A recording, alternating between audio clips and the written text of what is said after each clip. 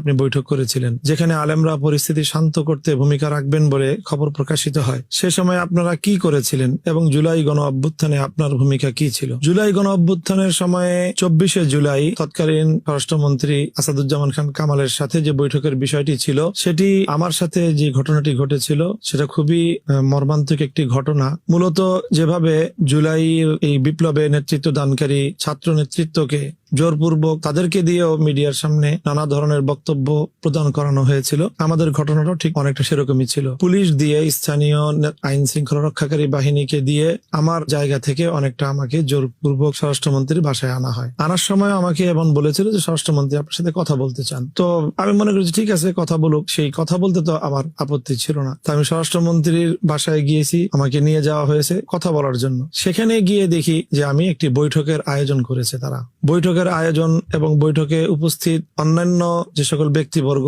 তারা অনেকেই চিহ্নিত, বিভিন্ন সময়ে তারা সরকারের আনুকূল্য ভোগী, এই জাতীয় ব্যক্তিবর্গকে আমি সেখানে দেখতে পাই। দেখেই আমি অস্বীকার করি যে আমি এভাবে স্বরাষ্ট্রমন্ত্রীর সাথে কোনোভাবেই আমি আমার অবস্থানকে জানান দেব না। উনি কিছু বলতে চাইলে বলবেন। তো সেই হিসাবে ওই বৈঠকের কোন ছবিতে আমাকে স্বরাষ্ট্রমন্ত্রীর সাথে কেউ প্রমাণ দেখাতে পারবে না। এমনকি সেখানে বৈঠক হয়েছে, আমার কাছ থেকে কোনো মতামতও তারা পায়নি এবং আমি তাদের সপক্ষে কোনো কথা বলেছি, কোনো বক্তব্য দিয়েছি, তারও কোনো প্রমাণ নেই। এমনকি বৈঠক শেষে আমি সবার আগে ওখান থেকে বেরিয়ে যাই। আমি বেরিয়ে যাওয়ার সময় মিডিয়া আমার কাছ থেকে তাদের সপক্ষে বক্তব্য নেওয়ার জন্য, এমনকি স্বরাষ্ট্রমন্ত্রীর প্রশাসনও আমার কাছ থেকে কোনো একটি বক্তব্য আদায় করার তারা অনেক চেষ্টা করেছে।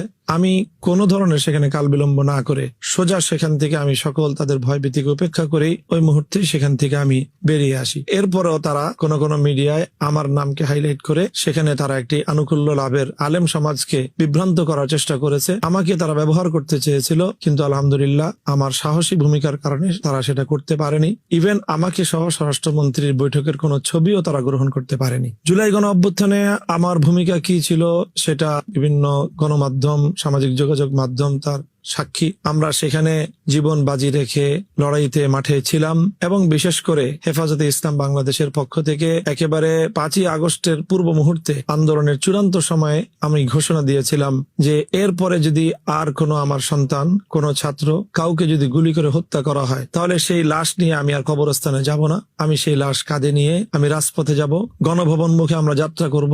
আমি বিপ্লবীদেরকে নিয়ে আমরা বিপ্লবের চূড়ান্ত ধাপে উত্তীর্ণ হব, এইরকম আমার ওপেন ঘোষণা ছিল। কাজেই এই ঘোষণার মাধ্যমে আমি যেটা মনে করি যে বাংলাদেশে আলেম সমাজ, হেফাজতে ইসলাম এই আন্দোলনে সরাসরি মাঠে নামার আমরা কর্মসূচি ঘোষণা করি।